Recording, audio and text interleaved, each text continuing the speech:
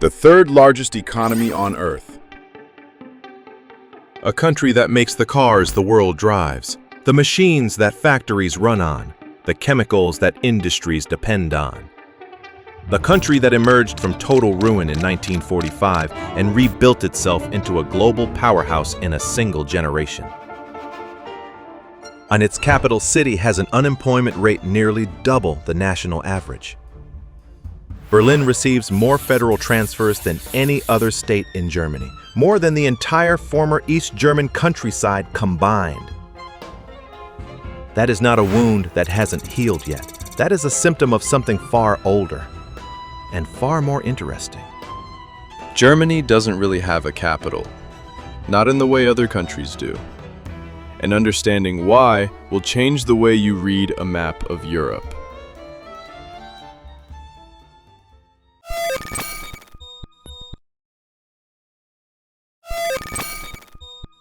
Look at the map of France. Paris sits in the north, pulling everything toward it: population, money, politics, culture, ambition. The city generates nearly a third of France's entire GDP, while covering less than 2% of its land. France is Paris, and Paris is France. The United Kingdom is the same story. London generates roughly a quarter of the country's economic output. Sydney and Melbourne fought so bitterly over which of them would become Australia's capital that in 1908 the government solved the problem by building an entirely new city on a sheep station between them. A city called Canberra. That most Australians will tell you, if they're being honest, feels like a government filing cabinet with a lake in it. Every major economy eventually resolves into one dominant centre, one engine room, one city that the rest of the country orbits. Germany never did. Its four largest cities, Berlin, Hamburg, Munich, Frankfurt, are all genuinely powerful, genuinely large, genuinely wealthy. Genuinely different from each other. Not in superficial ways, in deep structural ways, different industries, different identities, different historical roots. These are not four big cities in one country. They are four different countries that happen to share a federal government. And Frankfurt is money. The European Central Bank sits there. Deutsche Bank sits there. The Frankfurt Stock Exchange, which has been operating since 1585, processes more financial transactions per day than any city in Europe outside London. Frankfurt's population is about 750,000 people, smaller than Leeds. A city that size should not be one of the most important financial centers on the planet. And yet it is, and has been, for 400 years.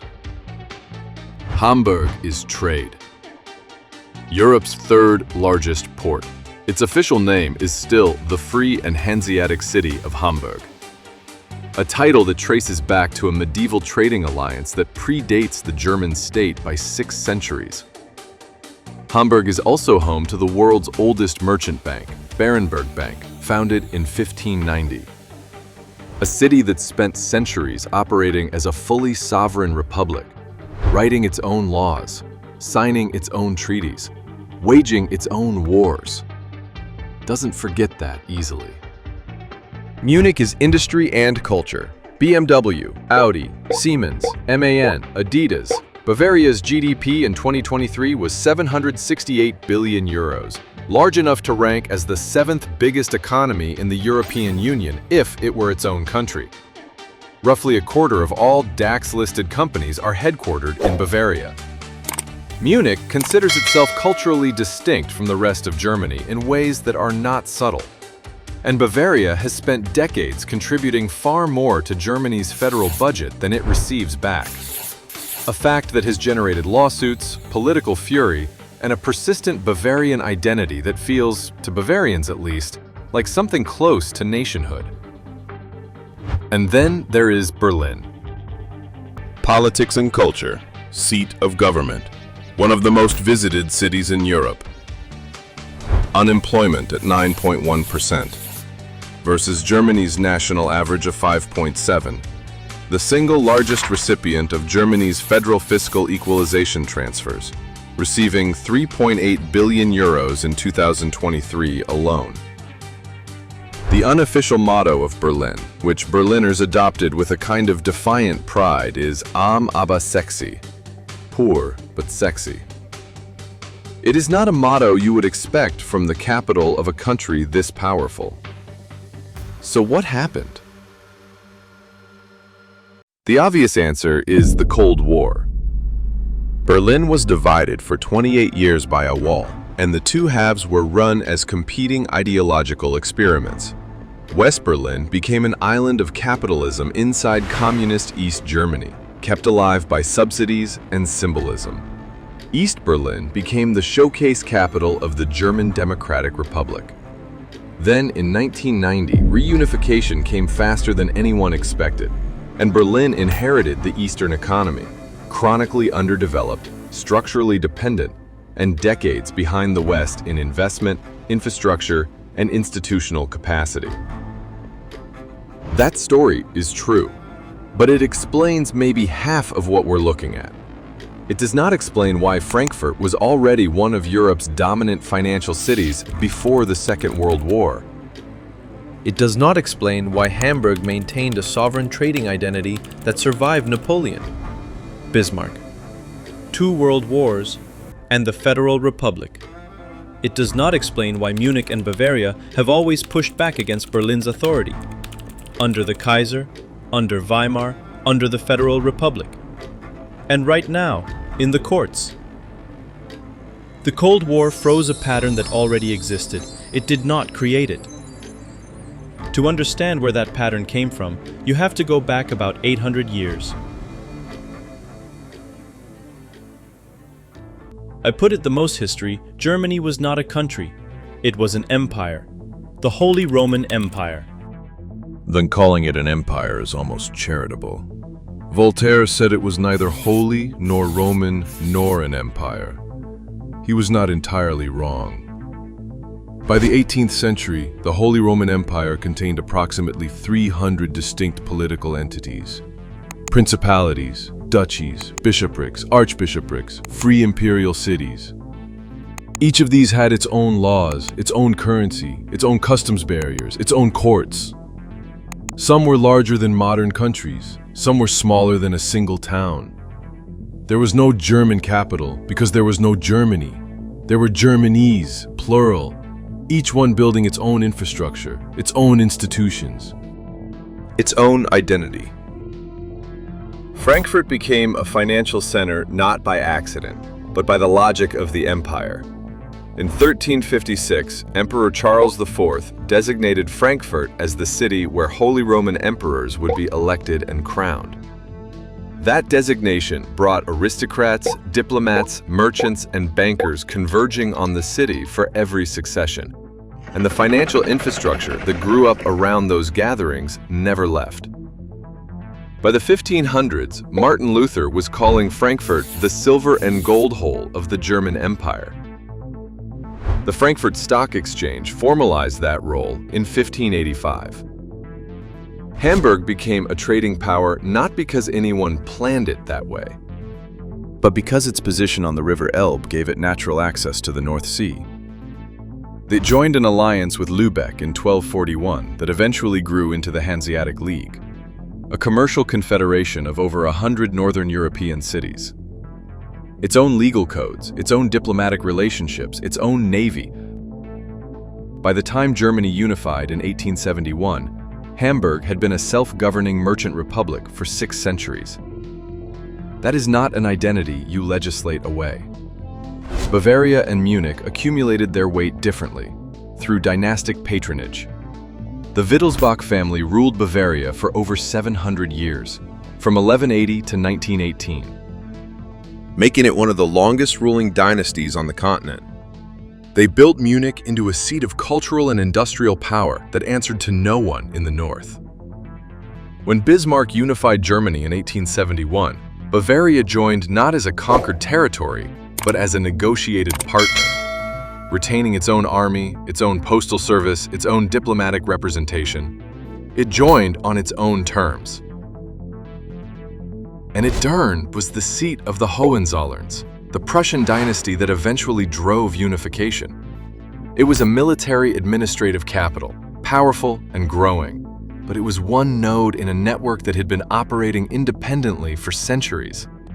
When Bismarck unified Germany, he didn't erase those other centers. He couldn't. He federated them. Take a map of the Holy Roman Empire at its height. The patchwork of hundreds of territories, each a different color.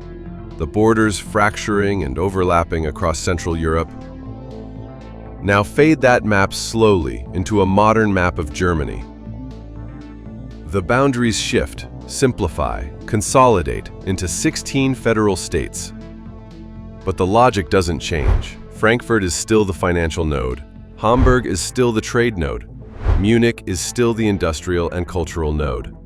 Berlin is still the political capital, important, powerful, and consistently subordinate to the weight of the other three. It should be a weakness. Every conventional theory of economic geography says so. A country needs a dominant center, a single city that concentrates talent, capital, and institutional power that can project the country's full strength outward. London does this for the UK, Paris does it for France, Tokyo does it for Japan. Germany's distributed model looks, by this logic, like a structural liability. Coordination is harder. National identity is thinner, and no single German city can project the country's full weight on the world stage.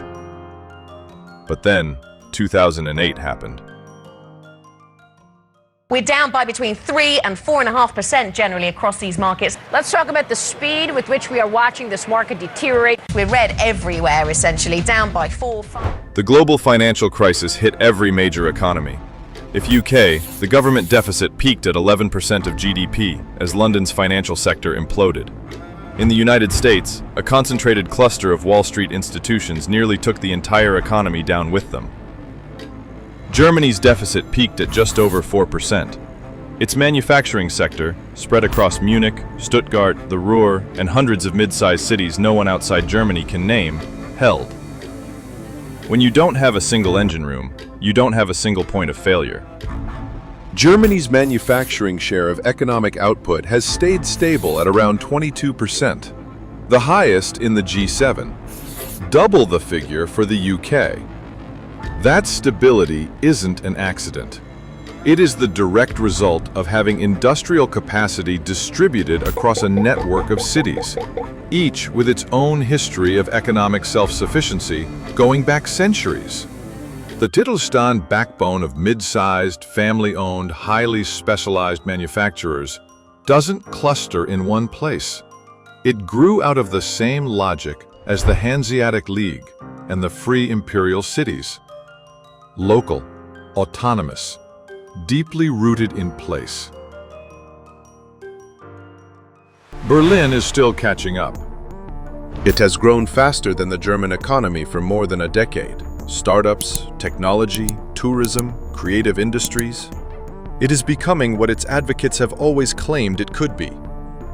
There are people in Berlin right now who will tell you the city is finally becoming what a capital should be. That it is absorbing the weight it never had before, pulling talent and investment in from the network, and beginning, slowly, to dominate it. They may be right. Every other large economy eventually resolved into one center. There is no obvious reason Germany would be permanently immune to that gravitational pull. But there is also something to consider. The cities that would have to yield to Berlin, Frankfurt, Hamburg, Munich, have been operating independently for 6, 7, 800 years. They have institutional identities older than Germany itself. Bavaria is currently suing the federal government over the fiscal equalization system that transfers its tax revenue to Berlin. Hamburg still carries the word Hanseatic in its legal name. Frankfurt still hosts the institution that controls the monetary policy of 20 countries. These are not cities that yield easily. When you look at a map of Germany and see Berlin sitting in the northeast, large, politically dominant, still structurally dependent, that we are not seeing a capital in the way Paris or London is a capital. You are seeing the most powerful node in a network that is older than the country it belongs to, a network that survived the Holy Roman Empire, the Napoleonic Wars, Bismarck's unification, 2 world wars, and 4 decades of division. Whether Berlin eventually absorbs that network, or whether the network simply outlasts every attempt to center it, is one of the great unresolved questions in European geography. The map won't tell you which way it goes, but now you know what you're looking at when you read it.